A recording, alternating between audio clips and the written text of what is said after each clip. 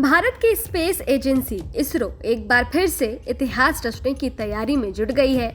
भारतीय अंतरिक्ष अनुसंधान संगठन यानी इसरो ने इसके लिए एक लंबा इंतजार किया है। चंद्रयान मिशन भारत के लिए कई मायनों में अहमियत रखता है। इसरो ने ऐलान कर बता दिया है कि 14 जुलाई को दोपहर करीब 2:35 पर इसे लॉन्च कर दिया जाएगा। इसकी लॉन्चिंग श्रीहरिकोटा के सतीश धवन स्पेस सेंटर के दूसरे लॉन्च पैड से होगी। एजेंसी ने 12 से 19 जुलाई के बीच का समय लॉन्चिंग के लिए तय किया था, जिसके बाद कई चीजों को ध्यान में रखने के बाद 14 जुलाई को इसे लॉन्च करने का आधिकारिक ऐलान कर दिया गया है।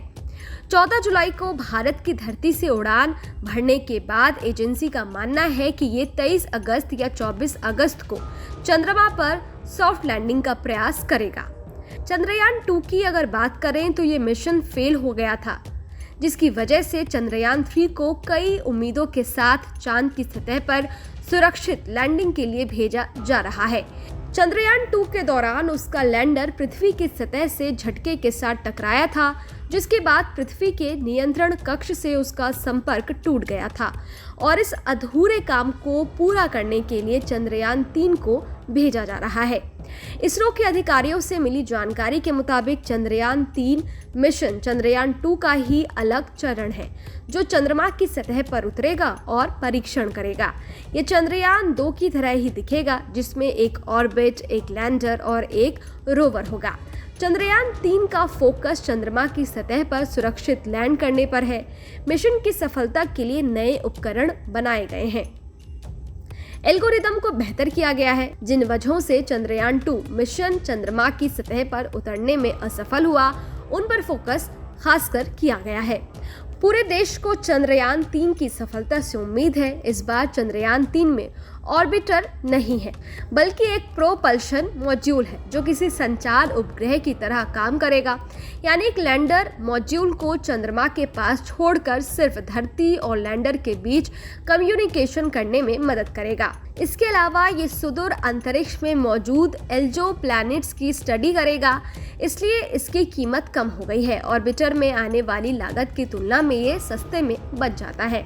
अगर बात की जाए इस मिशन में आने वाली कुल लागत की, यानी इस मिशन में कितना खर्च आएगा, तो इसरो की तरफ से अनुमान जताया गया था कि इस मिशन में कुल 600 करोड़ रुपए का खर्च आ सकता है, लेकिन इसकी लॉन्चिंग तक कुल 615 करोड़ रुपए के खर्च हो जाने का अनुमान है। वहीं इसरो के पिछले मिशन चंद्रयान 2 के बारे में आपको बता दें कि साल 2019 में छोड़े गए चंद्रयान 2 की लागत हॉलीवुड फिल्म अवतार और एवेंजर्स एंड गेम से भी कम थी। विक्रम लैंडर की हार्ड लैंडिंग और उससे मिली विफलता के बावजूद इसरो चांद की सतह तक पहुंच गया था। चंद्रयान 2 के पूरे मिशन की लागत 978 करोड़ रुपए थी, जिसमें 603 करोड़ मिशन की लागत थी। 375 करोड़ रुपए लॉन्च की लागत यानी रॉकेट को विकसित करने की। एवेंजर एंडगेम 2443 करोड़ रुपए में बनी थी, जबकि अवतार 3282 करोड़ में। बाकी के देशों की अगर बात करें तो चीन ने अपने मिशन चांग-ई 4 मून मिशन पर 69.38 लाख करोड़ रुपए खर्च किए। अमेरिका ने नील आर्मस्ट्रांग से लेकर अब तक सभी मून मिशन पर लगभग 885 लाख करोड़ रुपए खर्च किए हैं। रूस अपने सभी मून मिशन पर 165 लाख रुपए खर्च कर चुका है। भारत के सबसे पहले मिशन चंद्रयान 1 की बात अगर करें तो इसे 22 अक्टूबर 2008 को लॉन्च किया गया था और 28 अगस्त 2009 तक उसने पूरा साथ दिया, यानी वो लगातार काम करता रहा। ये इसरो का बजट स्पेस शिप था। इस मिशन में कुल 386 करोड़ रुपए लगे थे, यानी करीब $76 मिलियन। इसकी कीमतों को लेकर भी ये काफी दिनों तक सुर्खियों में रहा था, लेकिन सबसे कम लागत में भारत ने इसे लॉन्च कर दिया था। ये मिशन भारत के लिए इसलिए भी खास है क्योंकि भारत से पहले अमेरिका, रूस और चीन चंद्रमा पर सॉफ्ट लैंडिंग कर चुके हैं और इस बार अगर भारत सेफ लैंडिंग कर पाता है तो ऐसा करने वाला दुनिया का वो चौथा देश बन जाएगा। फिलहाल इस वीडियो में इतना ही। Bureau report, team News nation.